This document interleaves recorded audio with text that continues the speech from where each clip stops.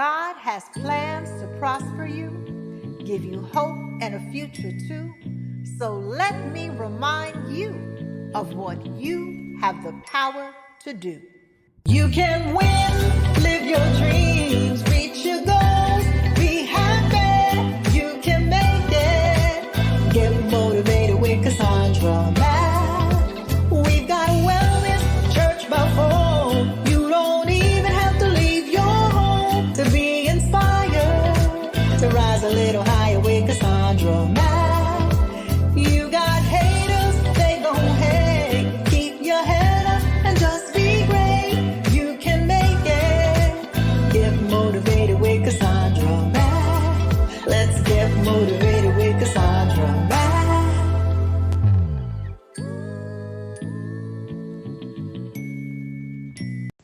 There are some people who have you sadly mistaken for someone who actually cares about what they think of you. We don't care. Type "we don't care" in the comments. I'm talking about that nosy neighbor who's constantly trying to meddle in your personal business. I'm talking about that coworker who wants to tell you how to do your job, why you're not doing your job correctly, and they are not your supervisor. Yet they don't let that stop them from constantly telling you how to do your job. And you were doing your job correctly, but they want to try to be your boss. We don't care. I'm talking about that family member who wants to run your life, meddle in your life. You've grown on your own, paying your own bills, and you are being successful, moving forward in purpose, moving forward in your goals. Yet you have that family member who has enough problems of their own. They need to fix their own life. Yet they want to come over into your space and try to run your life. They telling you all the things they don't like about you. They don't like how you dress. They don't like that you're a vegan. They don't like that you work out. They don't like that you work a lot. They don't like, and you can insert the blank. We don't care. Maybe you are a YouTuber and you have a troll in your comments who is constantly telling you what they don't like about your channel, how much they don't like your delivery, and they're not even your target audience. We don't care. We don't even go back and forth with them. Just type in the comment section, "we don't care." Don't waste your words going back and forth with a random troll. We don't care. Welcome to my channel. I'm Cassandra Mack, founder of StrategiesForEmpoweredLiving.com, CassandраMackMinistries.com. For more information about my books, inspirational music, merch, coaching sessions, or our ministry and church by phone service, you will see the Linktree link in the video description box as well as the individual links. Sometimes you got to let it be known that it is a case of mistaken identity. See, mistaken identity is when someone incorrectly thinks that they have found or they recognize a particular person. You refer to this as a situation where there is mistaken identity, right? Because they found the wrong one. Put "they found the wrong one" in the comments. You done found the wrong one. See, nosy people, you got some nosy people who thought they found someone who cared about their opinion when they found you. That's mistaken identity. They found the wrong one because you don't care. There are some people who thought they found someone who was deeply insecure and unsure of themselves. And when they ran off all the things that they didn't like about you, that you were going to change your personality so that you could be manipulated by them and you could fit in with the clique. No. They done found the wrong one. That's a case of mistaken identity. They got you twisted. See, they thought they found someone whom they could easily disturb your peace and steal your joy by saying little cutting, condescending things to try to get under your skin. But your skin is covered by the blood. So because your skin is covered by the blood of Christ and you don't allow people to easily affect your emotions because you put yourself in a good place, because you start your day with scripture. You start your day putting your mind in a positive frame of mind. They found the wrong one. It's a case of mistaken identity. They have mistaken you for somebody who they could push around and who they could trigger. They found the wrong one. See, they thought they found someone who would default to people pleasing and jumping through hoops to change your personality simply because they don't like you, oh baby, you done found the wrong one. If you think I'm a change, jump through hoops, go out of my way, even cross the street to change because you don't like me, baby, you done found the wrong one. But they found the wrong one. It's a case of mistaken identity.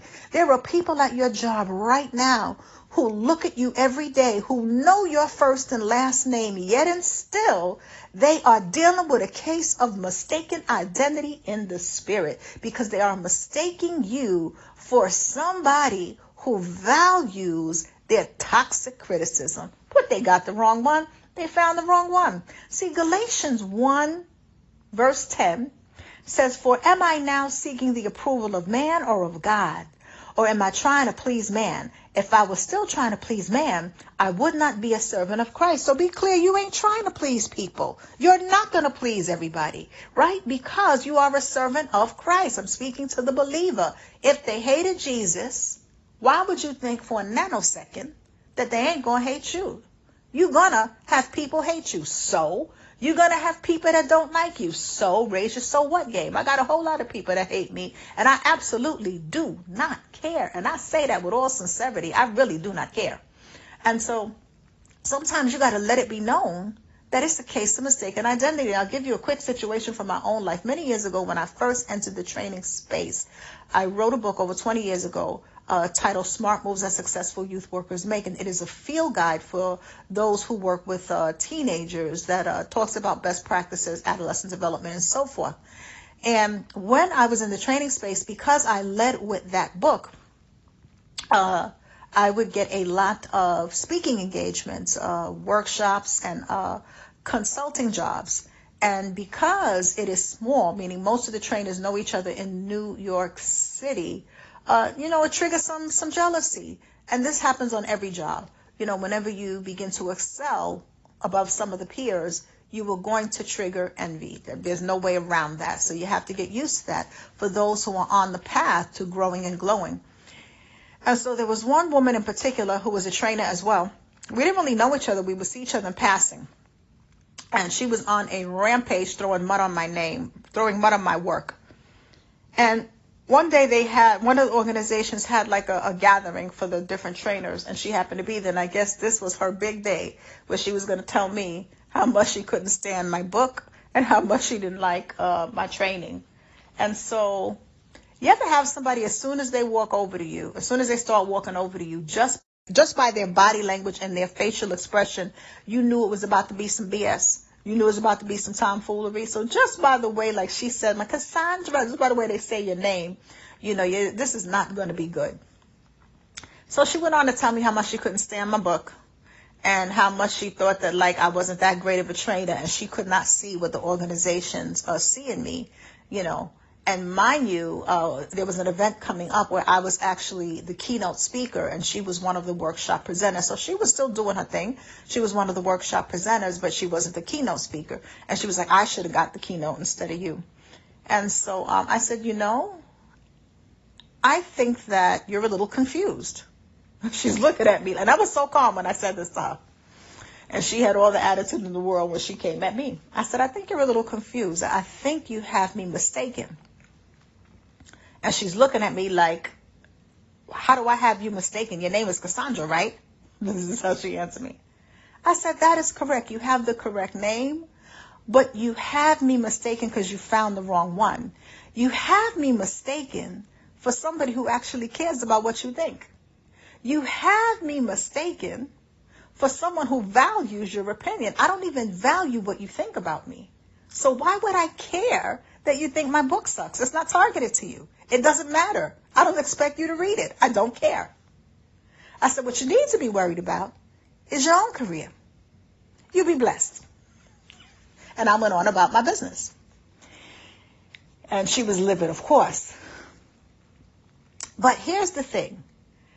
You got to remember that as a believer, you are not called to be a doormat. You are not called to have people say all kind of craziness to you, and you just got to sit there and let somebody fire bullets at you. And you just sit there like, okay, I'm going to just let this person spit in my face and fire verbal bullets at me all day. You are allowed to put somebody in their place. You are allowed to set boundaries. You have that right to set boundaries and put somebody in their place. Now, we don't need to be arguing and yelling and screaming and carrying on, but you can calmly check somebody when necessary. And then I walked away. There was nothing more to be said. And she said something under her breath, but it didn't matter, because it's like paper blowing in the wind, because I didn't value her opinion. So it didn't matter what she was saying about me underneath my breath. I did not care. And the thing with gossip, for those who are like, well, what about if she says something? You can't stop that. How can you stop someone who is jealous of you or doesn't like you, or who has to be the shiniest object in the room, or who is controlling and you won't be controlled? How are you going to make them not gossip? You got to live your life, let your work speak for itself, and focus on your focus. And so remember Galatians 1:10. You are living to please God. You are not living to please man. And so when you go to work today, put your whole armor of God on. And when you have those people that want to come into your space, whether it is your physical space or your social media space, with their toxicity, simply remind yourself, oh, it's a case of mistaken identity. They seem to have me confused with someone who values what they think. They seem to have me confused with someone who puts a premium on their opinion. They seem to have me confused with someone who's going to go home and cry because they don't like me. They seem to have me confused with someone who's going to jump through hoops and leap through the air to please them. Oh, no, baby, you found the wrong one. This is a case of mistaken identity in the spirit. Just let you know, you have to let some folks know today, I am so sorry that you are suffering from a case of mistaken identity. Just say that and walk away. What you mean? What you mean? Don't clarify nothing. Let them hold that. You're just suffering from mistaken identity. And keep them in your prayers. They suffer from mistaken identity. That's all. They suffer from mistaken identity. Be about your Father's business. Be about your success. Be about your growing and your glowing.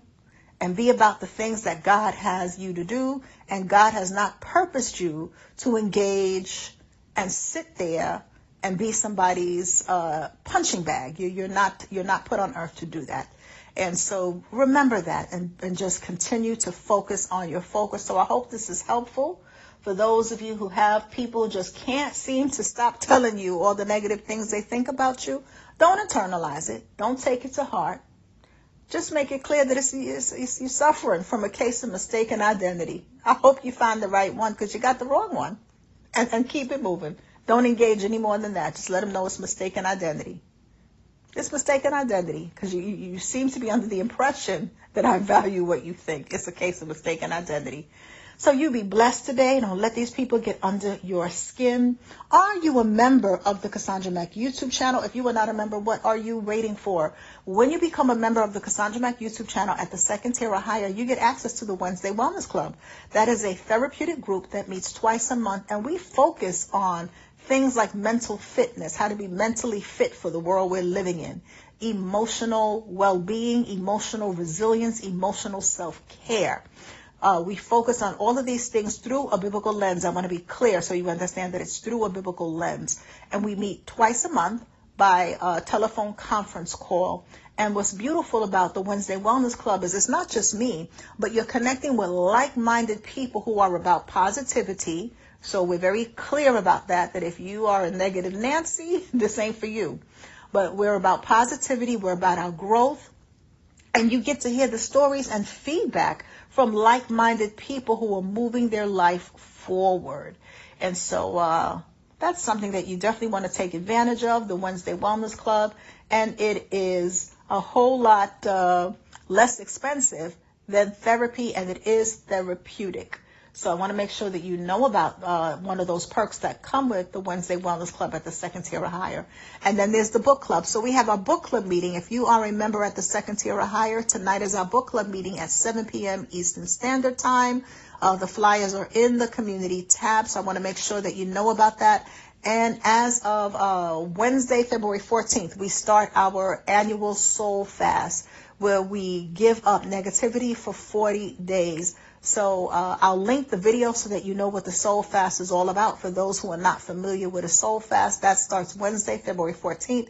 So make sure to go out and get the Soul Fast workbook if you don't have it yet, so that you have it in time to start our Soul Fast. And let me make sure you know about some of the resources available to you. If you want to be more focused, right, and more goal-oriented, pick up See It, Speak It, Write It, Do It. That is my success journal and planner that provides you with a centralized space to map out your vision for 2024, your goals, and then to map it out in terms of the tasks to achieve those goals. So it's very meaty, and it also contains biblical scriptures that speak to success and prosperity. And so that See It, Speak It, Write It, Do It. And then the other book that I would encourage you to get if you struggle with confidence is Speaking Life into Your I Am. And that is a book of Bible affirmations to break your limitations, pull down mental strongholds, and really build your confidence by affirming who you are in God. So those are the resources. And a lot of you asked, do I provide one-to-one coaching? Yes, I do.